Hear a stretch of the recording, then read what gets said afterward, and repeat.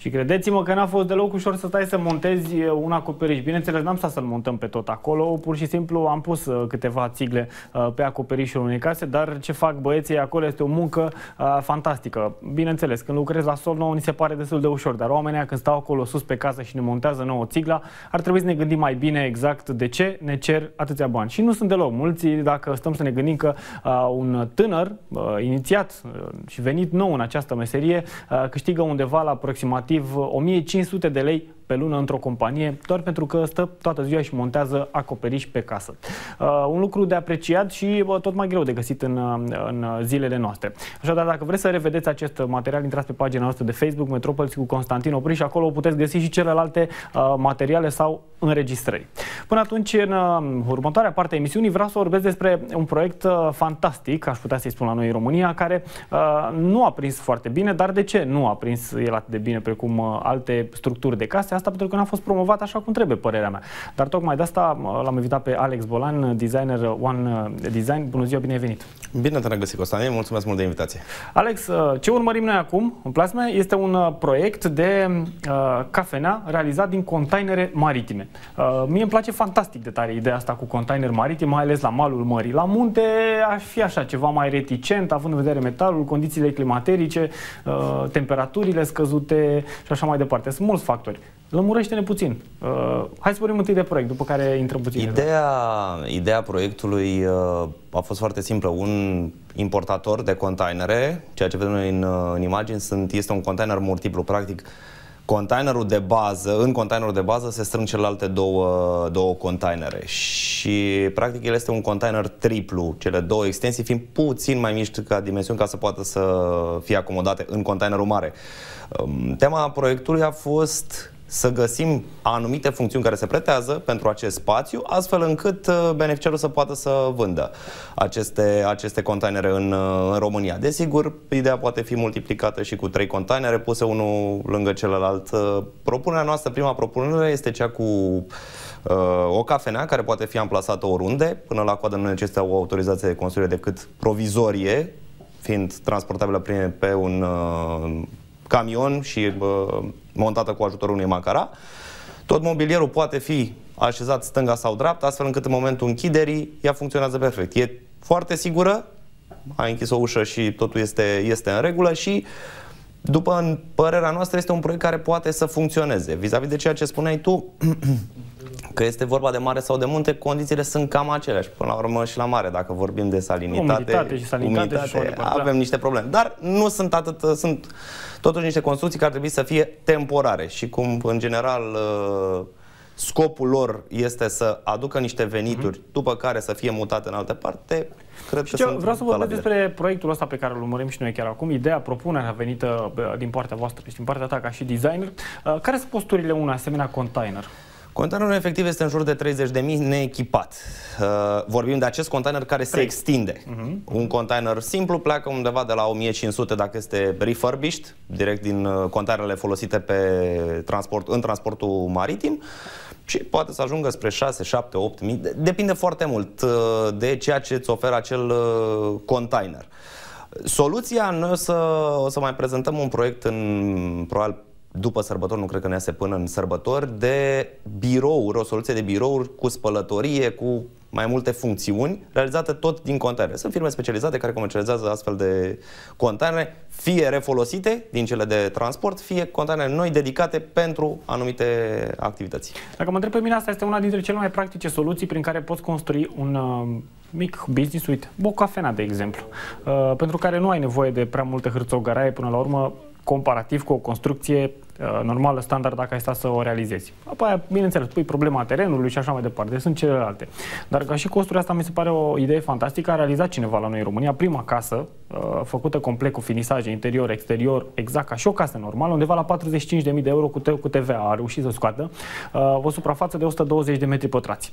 Ăsta a fost unul dintre proiecte pe zona rezidențială. Pe zona comercială, acel pop-up store din centrul vechi despre care am vorbit mai devreme, nu a fost pus în în practică tocmai bine conform planului original.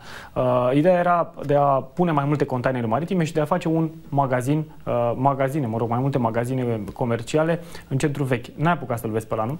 Nu am apucat să-l văd doar în poze. Îți spun pentru că avem deja 2 clienți care au venit cu aceeași idee de pop-up store în diferite locații. Așa că e posibil ca ideea de pop-up store să apară în România, să funcționeze nu doar în București, ci și în țară. Așa că putem să ne așteptăm la din ce în ce mai multe proiecte bazate pe containere, dat fiind faptul că lucrurile sunt mult mai simple în cazul lor și, într-adevăr, sunt niște construcții temporare, nu permanente, spre o deosebire de multe alte construcții care au fost făcute temporare și au devenit permanente. Asta e o idee pentru cineva care vrea să-și înceapă de la vară un business la malul mării, de exemplu, sau într-o stațiune montană. Putem să luăm în calcul că această construcție poți să o amplasezi direct pe plajă, fără niciun fel de problemă. Ok, trebuie să avem grijă să nu fie inundații, să fie într-o zonă relativ ok. Dar în toamnă tu poți să-l iei foarte bine, să-l muți la Poiana Brașov sau la Predeal pentru a face același lucru. Nu știu, vinzi vin fiert sau țuică fiertă. Te miști rapid prin ele și vreau să te întreb cât ar dura construcția în opinia ta dacă vrea cineva, de exemplu, merge și cumpără mâine 3 containere maritime, nu știu, 4.500 de euro, dă pe 3 containere maritime și vine la te și spune: Alexandru Bălan, uite, vreau să-mi deschid o cafenea la malul mării, astea 3 containere la meu. Cât durează implementarea probabil că o săptămână. E o chestie foarte rapidă, atâta timp cât ai o bază de la care să pleci. Restul sunt niște piese de mobilier care le aduci, poți să ți le comanzi puțin mai devreme. Hai să zic 2 săptămâni, 3 săptămâni, mai mult de 3 săptămâni n-ar trebui să dureze.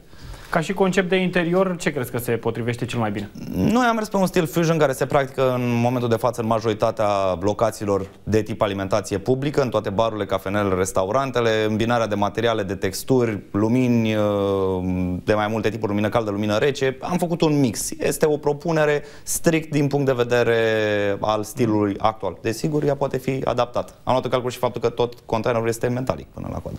Bună, Alexandru! Îți mulțumesc că ai venit astăzi cu ideea asta, cu propunerea asta. Sper că poate a văzut-o cineva și la anul se gândește să facă un astfel de business, pentru că ar fi primul, din câte am așa, ca și cunoștințe, undeva pe zona comercială. Este posibil. Este posibil. Bun, așteptăm să vedem vara. Poate se găsește cineva să facă acest concept la mare. Pe principiu cu făcutul Saniei vara și carului iarnă, corect. Bun, știi legătura, pe care încercăm să o evidențiem legată de containere, că de aici ne-a plecat și ideea referitoare la petiția pe care au făcut-o tinerii pe Facebook, referitoare la acel bătrânel din capitală care nu mai avea locuință. Și s-au mobilizat oamenii pe Facebook, au strâns 1000 și ceva de euro, au luat un container, l-au dezvoltat și în preajma sărbătorilor i-au oferit o casă. Despre asta vorbim. Așa că pe final de emisiune vă propun să urmărim acest material, să vedeți ce impact social destul de puternic a avut acest caz. Un bătrânel de 70 și ceva de ani din capitală, nemai având casă, stătea pe străzi. O echipă de tineri s-au mobilizat, au strâns 1000 și ceva de euro, au luat un container metalic și i-au făcut omului o casă de sărbători. Vă las cu materialul, ne găsiți pe pagina de Facebook. O săptămână plăcută să aveți, rămâneți cu materialul și în continuare cu The Money Channel.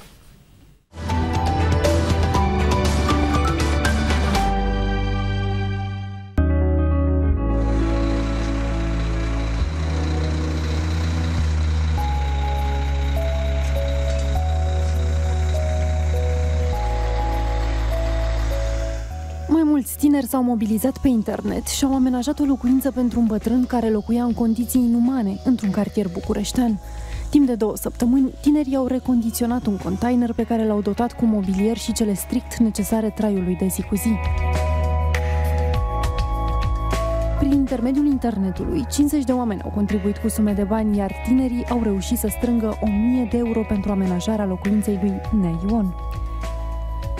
Lista strângerii de fonduri rămâne însă deschisă pentru că inițiatorii vor să adune bani și pentru construirea unui gard, astfel ca bătrânul să fie protejat de răufăcători. Și asta deoarece curtea în care se află atât casa în care a trăit toată viața, cât și noua locuință se află într-o zonă răufamată, în cartierul Rahopa, la intersecția străzilor Băjești și Grapei.